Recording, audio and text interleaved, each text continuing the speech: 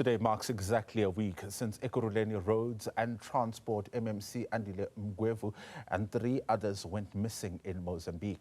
The vehicle they were traveling in was swept away during floods in the town of Chokwe. About 100 people have been confirmed dead and many more are still missing in the country. Many flood-hit areas are still inaccessible by road due to high levels of water and damaged road infrastructure. Malungelo Booi is in Mozambique and joins us now live. Malu, talk to us about the update and what you've been hearing from authorities, given that, there's been a number of people or countries supporting Mozambique during this time, including South Africa and the SANDF.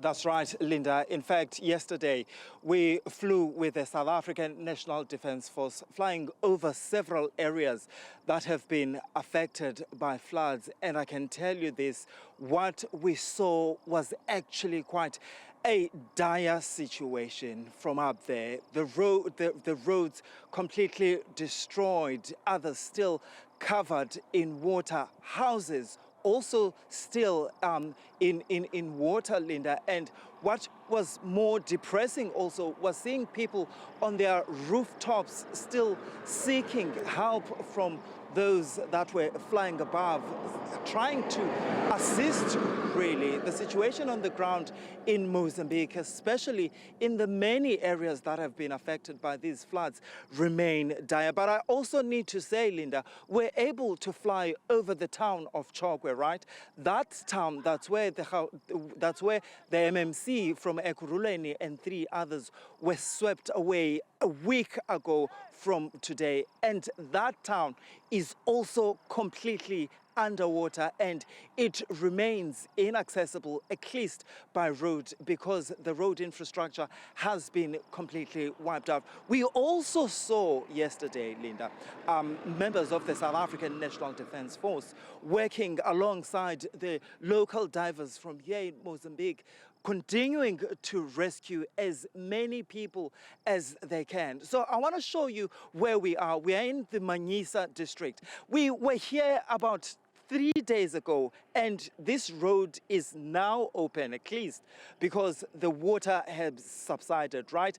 Earlier on, this road was not subsided, was full of water, and you could see that people were walking, even though water was knee-deep. But along the road sides, right, you can still see the water in the plantations where, there's a banana tree that's still underwater, there's a pawpaw tree that's underwater. So there's still a lot of water, and it's going to take days, Linda, if not weeks, for it to recede. And the most unfortunate part about this, Linda, is that 70% of the population in Mozambique, really, their livelihood depends on agriculture or farming.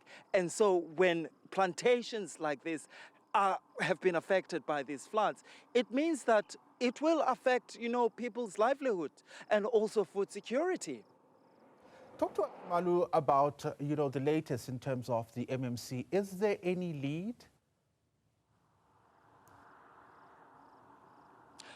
Linda, I'll tell you, when we were flying over Chokwe, all we could see was water.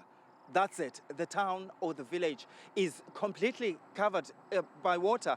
And it is important to note that, Linda, authorities here in Mozambique are saying they're not only looking for the MMC, they're looking for the many other people here in Mozambique that are still missing. And therefore, there's still no lead on the MMC. But the search for him and many other people that have still not been accounted for continue. But what is hampering the efforts or hindering the efforts of these search and rescue is because the water levels remain high, Linda, and also some of these areas are inaccessible by road. And so it's difficult, really, for the search and rescue teams to get into some of these areas. The fact, Linda, that yesterday we were still seeing people on rooftops was quite telling for me.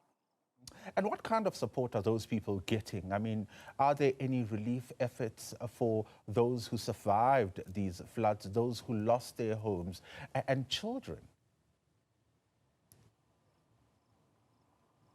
Let me give you the numbers, Linda, from the United Nations, right? The UN says about 600,000 people in this country have been affected by these floods, right? And then they say over 60,000 of those people are currently in shelters. That's temporary accommodation.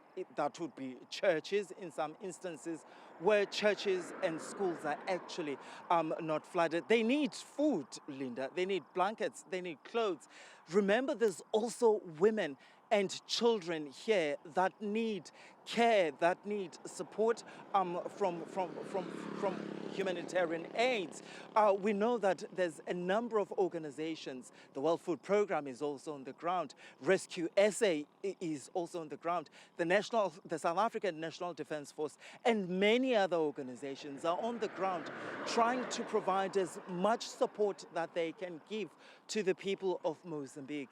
I must say, though, Linda, that in a country where, the population is about 34 million, and most of those people are in rural settings or rural villages, it's them, Linda, that at this particular moment are feeling the impact of these floods. But in the long run, it's going to be the economy of this country that will feel the impact of these floods, because the food prices are going to go up, because this current disaster that we're seeing unfolding here in Mozambique will affect food. Malungelo Booi out in Mozambique talking to us about those rescue efforts that are still underway. Also for the MMC in Ekurhuleni who got swept away in those floods. We'll keep checking with you throughout the program.